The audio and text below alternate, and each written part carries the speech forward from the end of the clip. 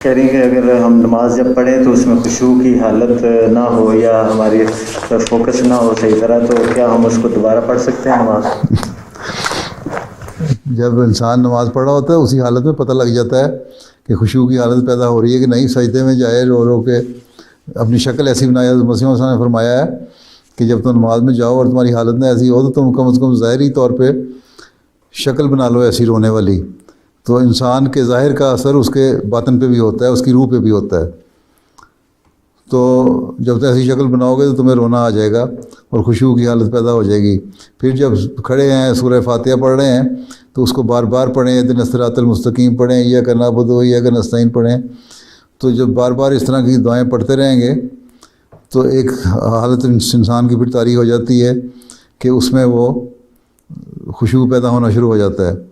لیکن اگر اس طرح ہی آپ کرتے رہیں کہ نماز دوبارہ پڑھتی جائیں تو پھر تو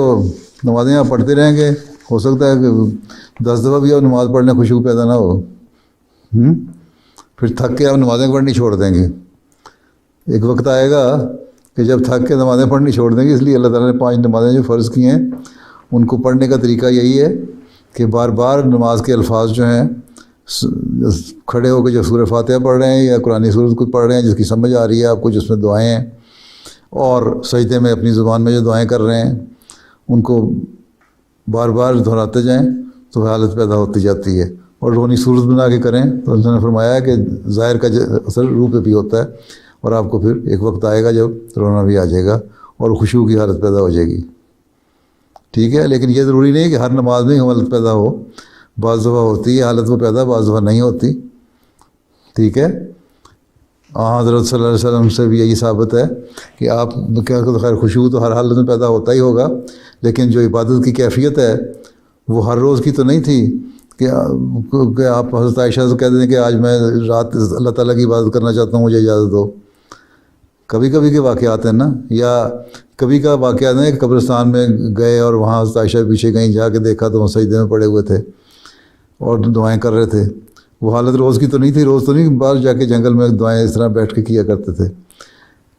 تو انبیاء کے ساتھ بھی اور سب سے بڑھ کے حضرت صلی اللہ علیہ وسلم کے ساتھ بھی اس طرح ہے کہ مختلف حالتیں مختلف وقتوں میں ہوتی ہیں، لیکن